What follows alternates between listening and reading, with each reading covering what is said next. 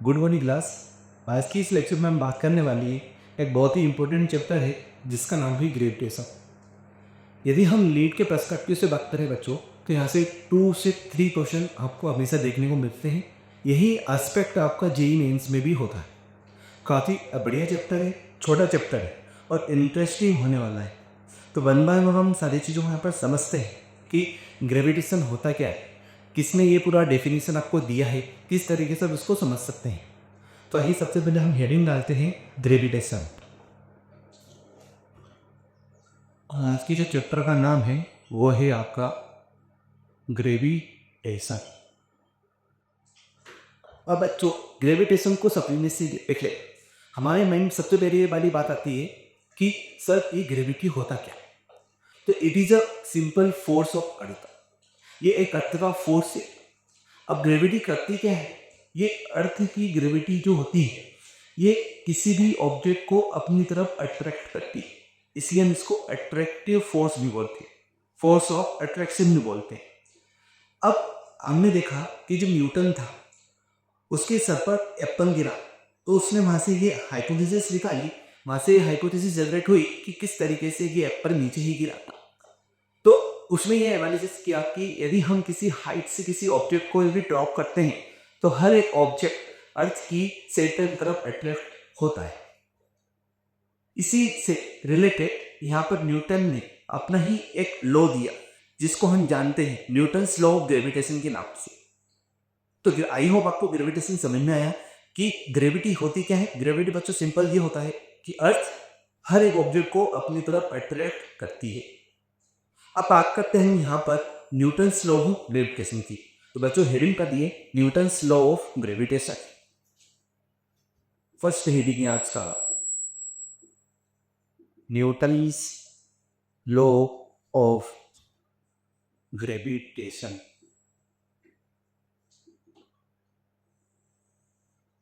अब इसको समझना आपके लिए बहुत ज्यादा इंपॉर्टेंट। देखिए बच्चों, न्यूटन्स ने यहाँ पर क्या बोला। न्यूटन्स ने यहाँ पर ये बोला बच्चों कि हम हमारे अर्थ के एटमॉस्फेयर में कोई भी दो ऑब्जेक्ट रख दे, वो ऑब्जेक्ट कोई भी हो सकते हैं बच्चों, बट हम आगे जाके ये देखेंगे कि ये जो ग्रेविटेशनल फोर्स है जो हम जिस आगे डिराइव करने वाले हैं ये दो ही चीजों पर एप्लीकेबल होता है। एक होता है आपका स्फेरिकल ऑब्जेक्ट के ऊपर और एक होता है पॉइंट ऑब्जेक्ट। इन्हीं दो चीजों को लेकर, इन्हीं दो एस्पेक्ट को लेकर न्यूटन्स ने अपने ग्रेविटेशन लॉ को डिफाइन किया। तो यदि हम स्पेस में कहीं पर भी दो मास रखते जिस पर हमें एनालिसिस करना है ग्रेविटेशन फोर्स का, तो बच्चों यहाँ पर न्यूटन्स ने ये बताया कि स्पेस में यदि दो कोई मास है, जैसे मान लीजिए एक ये मास है और एक मेरा मास है, इन दोनों के बीच में मुझे लगने वाला ग्रेविटेशन फोर्स की एनालिसिस करनी है। तो बच्चों बहुत ही सिंपल है, मैं आपको बहुत ही सिंपल वर्ड में यहाँ पर समझाना चाहता हूँ। यदि ये दो ऑब्जेक्ट किसी स्पेस पर रखे हुए हैं तो आपको पता है कि ये वाला ऑब्जेक्ट इस वाले पॉइंट को भी अट्रैक्ट करेगा, ठीक है, और ये वाला ऑब्जेक्ट भी इस वाले पॉइंट को अपनी तरफ अट्रैक्ट करेगा। क्या आपको इतना बात समझ आया है? ये ऑब्जेक्ट कहीं पर भी रखे हो सकते हैं, इतनी ही डिस्टेंस पर रखे हो सकते हैं, बट हम एनालिसिस करने के लिए कुछ पर्टिकुलर डिस्टेंस को यहाँ पर डिफाइन करें। तो मैं आपको एक लाइन डायग्राम से समझाना चाह रहा हूँ कि किस तरीके से आप ग्रेविटेशन फोर्स की एनालिसिस को कर सकते हैं। चलिए आइए देखिए, यदि हम बात करें बच्चों कि ये कोई एक मेरा मास है m1 और किसी एक डिस्टेंस पर आपका एक और मास रखा हुआ है m2, ठीक है बच्चों, ये इस मास का सेंटर है, ये इस मास का सेंटर हमने यहाँ पर एज्यूम किया है। हम जो भी ऑब्जेक्ट लेते हैं बच्चों उसकी जो पर्टिकुलर डिस्टेंस होती है वो हम सेंटर टू सेंटर यहाँ पर मेजर करते हैं। तो हमने सपोज किया कि इन दोनों ऑब्जेक्ट के बीच का जो सेपरेशन, अच्छा वर्ड यदि हम यहाँ पर बोलते हैं उसको बोलेंगे the separation between two masses, ठीक है, m1 और m2 की जो बीच का सेपरेशन है इसको हमने बोला r, ठीक है बच्चों।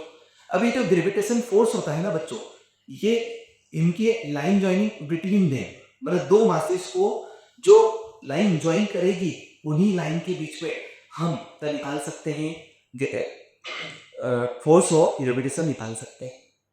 वही एनालिसिस करते हैं। सपोज कीजिए कि ये मास m1 है और इस पर्टिकुलर का फोर्स F1 होगा। इस पर्टिकुलर मास का m2 है तो इसका फोर्स F2 होगा। ठीक है बच्चों, अब हमें पता है, हम हमारी एनालिसिस से हम ये सोच सकते हैं बच्चों कि ये जो m1 मास का जो F1 फोर्स है ये इस F2 को अपनी तरफ या m2 को अपनी तरफ अट्रैक्ट करेगा। ठीक है, तो force of one due to, तो पहले वाले मास ने फोर्स लगाया किस पर, 2 पर। सिमिलर केस में दूसरा वाला मास भी पहले वाले मास पर फोर्स लगाएगा। इसको हमने बोला बच्चों F2। क्या आपको बात समझ में आ रही? देखो आराम से समझिएगा तो आपको हर एक चीज समझ में आएगी। देखिए पहले वाले मास ने दूसरे वाले मास पर फोर्स लगाया, इसको हमने बोला F2। दूसरे वाले मास ने पहले वाले मास पर फोर्स लगाया, इसको बच्चों बोला हमने F2। क्या बात समझ में आती है आपको? अब जो न्यूटन है हमारे, न्यूटन ने हमें ग्रेविटेशन फोर्स के बारे में जानकारी, उन्होंने ये बोला बच्चों कि कोई भी तो जो मासेस है जिनका सेपरेशन r है, ठीक है ना, आप कुछ भी ले सकते हैं, d ले सकते हैं। हम आगे की क्लास में जब हम क्वेश्चंस करेंगे तो आपको बहुत अच्छे से समझ में आने वाला है। बट उन क्वेश्चंस पर जाने के लिए मुझे अभी आपको ये समझाना जरूरी है और आपको समझना जरूरी है, तो आप आके समझिए। देखिए बच्चों, न्यूटन ने हमें ये समझाया कि दो मासेस का प्रोडक्ट आपस में डायरेक्टली प्रोपोर्शनल होता है। किसके? फोर्स, ग्रेविटेशन फोर्स के। तो gravitation force is directly proportional to product of, product मतलब दोनों मासेस का multiplication, product of their masses, mass मतलब m1 एंड m2। बच्चों मैंने इसको इक्वेशन नंबर दे दी फर्स्ट। सेकंड स्टेटमेंट को ध्यान से सुनिएगा, काफी इंटरेस्टिंग है बच्चों। उसने ये बोला कि जो ग्रेविटेशन फोर्स है it is inversely proportional to the square of their distance. Inversely proportional है, 1/r का स्क्वायर। ये सेकंड स्टेटमेंट बोला।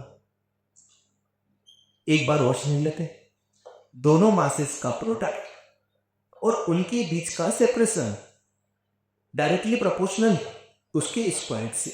यदि मैं इन दोनों इक्वेशन को बच्चों कंबाइन कर दूं, यहां से निकल के आता है m1 m2 upon r square. हमें पता है कि जब हम किसी प्रोपोर्शनलिटी साइन को रिमूव करते हैं तो कि यहाँ पर एक कांस्टेंट आता है, उसी कांस्टेंट को बोलते हैं हम capital G। This is m1 m2 upon r square. I hope आपको समझ में आया। अब हम इसकी एनालिसिस करते हैं। बहुत इंटरेस्टिंग फंडामेंटल चीजें आपको बताने वाला हूं। ये जैसे कि आपको पता है ये जी क्या होता है, जी देखिए, जी यदि हम यहाँ पर लिखे ये होता है ग्रेविटेशनल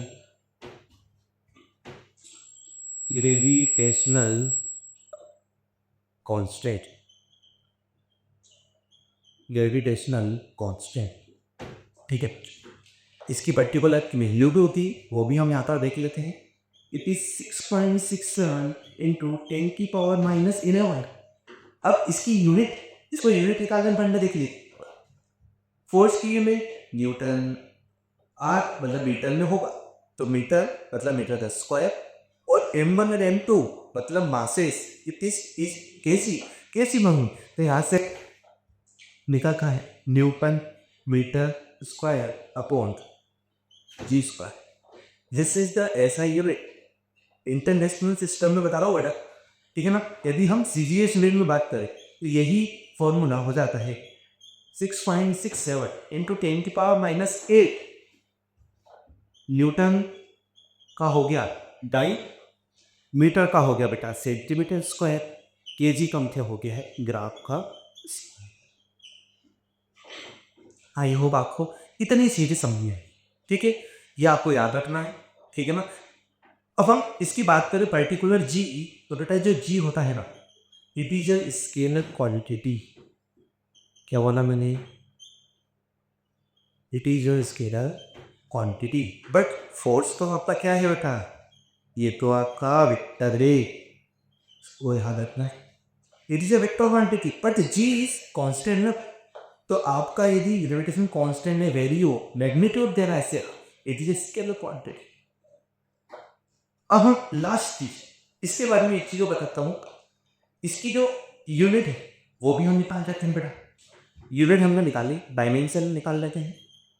देखिए डायमेंशंस निकालते हैं, बहुत ही इजी फैक्टर। यदि हमें यूनिट पता है तो हम डायमेंशन तो इजीली कैलकुलेट कर सकते हैं।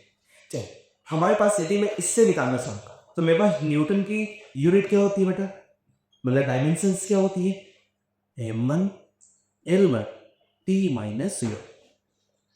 बात करते हैं मीटर, मीटर मतलब लेंथ का स्क्वायर हो जाएगा, यहाँ पर एल का square divided by KG. KG मतलब क्या, मास, तो यहाँ पर मास का स्क्वायर।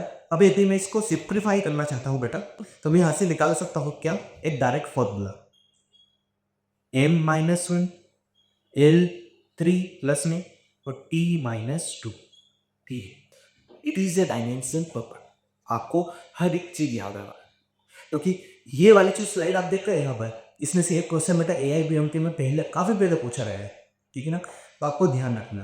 तो एक कंक्लूजन में आपको इस स्लाइड का दे देता हूँ कि न्यूटन्स ने ये बताया कि हमारे पास यदि कोई दो ऑब्जेक्ट है तो वो दोनों ऑब्जेक्ट आपस में हमें अट्रैक्ट करेंगे, आपस में वो दोनों मासे एक दूसरे को अट्रैक्शन फोर्स की थ्रू लगाएंगे।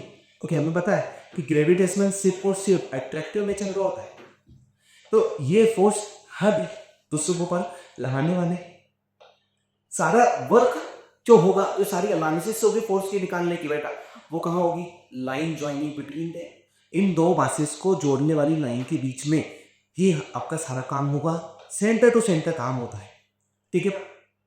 अब जैसे मैंने आपको एक चीज बोली यहाँ पर बच्चों कि सेंटर टू सेंटर वर्क हो रहा है, इसका मतलब क्या है, इसका मतलब ये है कि ये जो फोर्स है ना, gravitation force, it is A central force, ठीक है ना। ये बहुत इंपॉर्टेंट वर्ड है बेटा, समझिएगा, क्योंकि बच्चा यहाँ पर समझ नहीं पाता है कि हम डिस्टेंस कहाँ से, तो सबसे बेसिक फायदा रहता है इसकी जो प्रॉपर्टी है, पहली प्रॉपर्टी क्या है कि हम इसके सेंट्रल फोर्स को मानते हैं, तो क्योंकि हम सारे डिस्टेंस इसके सेंटर से मानते थे, it is A central force.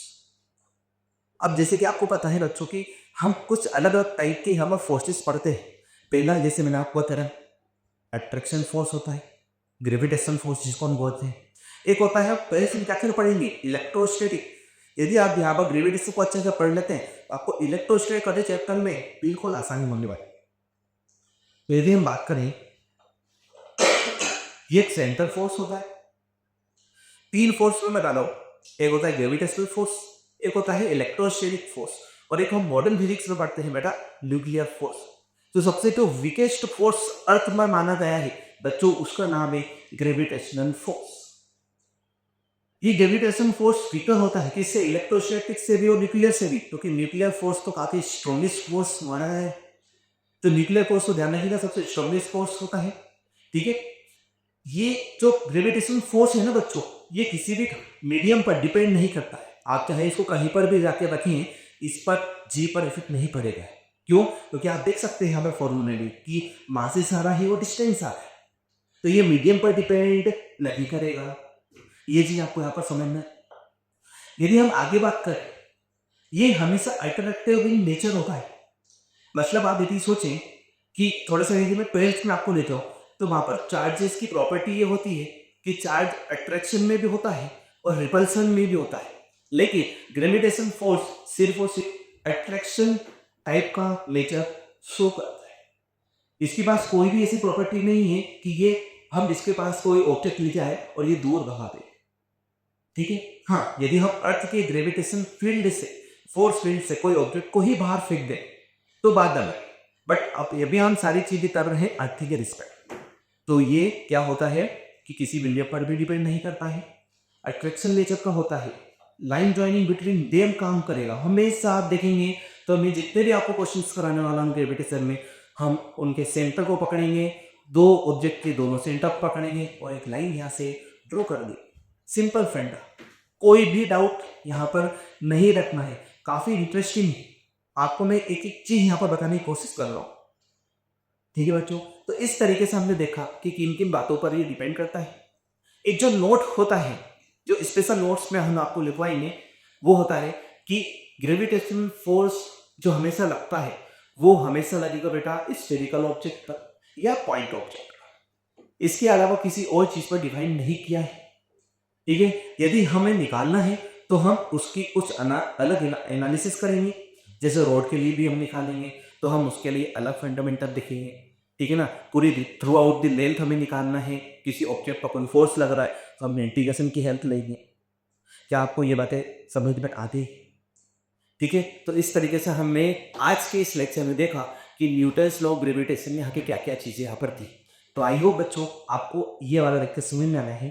Next lecture में हम ये देखेंगे कि न्यूटन्स का वेक्टर फॉर्म किस तरीके से लिखा जा सकता है। न्यूटन्स ऑफ ग्रेविटेशन लिखा हमने, इसको हम वेक्टर फॉर्म में तब्दील करेंगे, चेंज करेंगे और हम देखेंगे कि क्या हमारे पास एनालिसिस आता है। Thank you.